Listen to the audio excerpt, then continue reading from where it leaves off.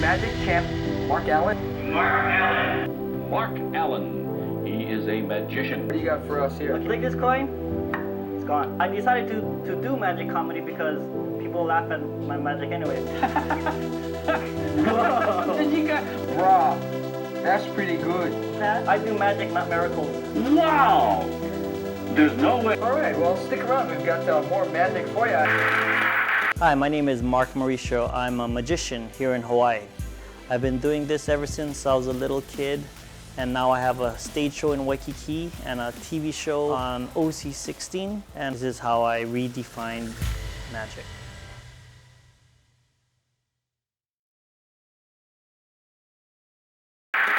This guy really looks like a magician, doesn't he? He's got the face, the intense eyes.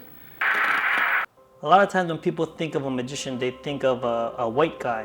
So when they see an Asian person coming, they wondered if I was any good. I tried really hard to fit their stereotype traditional magician. Starting from the top of the head, they always have a top hat, wearing a bow tie, a tuxedo, slacks, shiny shoes, probably holding a cane. Instead of using my real name, Mark Mauricio, I just used my middle name, Mark Allen, hoping that the Caucasian name will draw them toward me, but that just wasn't me. So I decided to get rid of the top hat.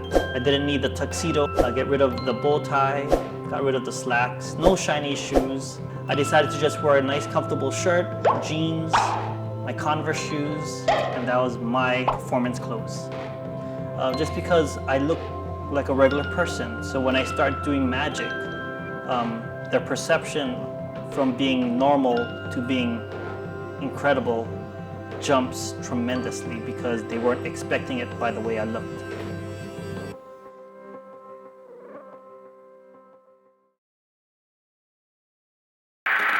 You can see the background that he has in light and sound, and he has incorporated that into his magic. Wasn't that really dynamic? Well, my background is actually in music. My entire family are musicians. So I loved music, I grew up with music. So with that background, it really helped me with my performance as a magician. Ladies and gentlemen, so I knew that it had to be more like a dance routine where the music and the motions coincide with each other, so everyone gets to see and hear a pleasant experience. One of my earlier routines, because I loved lights, I incorporated some lighting effects into that magic routine, which made it really different from what everyone else was doing at that time. And once again, because I knew sound and light so very well, my routine was pretty easy for me to do because it was part of me already.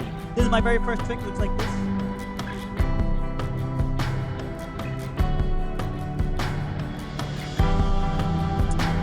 But you can hold your applause. The comedy portion of my performance didn't come as easy as a lot of people think it did. I call it magic comedy because I like to do a lot of jokes and not You should start being funny. With more practice and more performances, I learned how to mesh the two together where the jokes were part of the effects and vice versa. The effects were part of the jokes.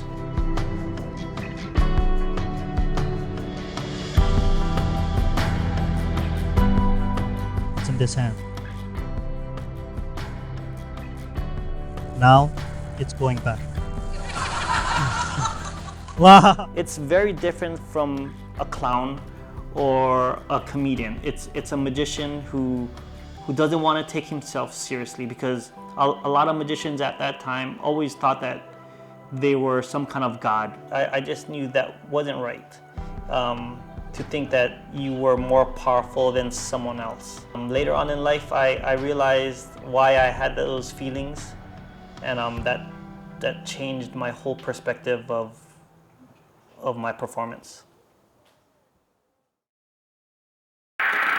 No, I use my magic only for good. Only for good. I wanted magic to be different.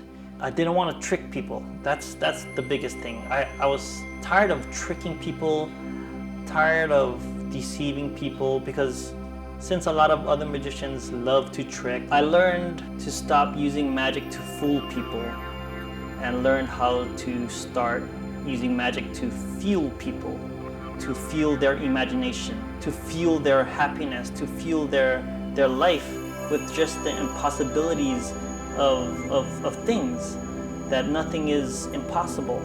That fueled me as well. That's when I decided to change magic into magic. That's an acronym for make a God-inspired choice. Because I decided then and there that I wasn't gonna fool anyone anymore, but I was gonna start to fuel people. That's when my whole life changed, not just my performances, but my entire life. So that's magic. It doesn't matter where you came from, your past, or what you've been through. It doesn't matter what you've done. All that matters is what you're gonna do. You can choose to believe in magic, or you could choose not to.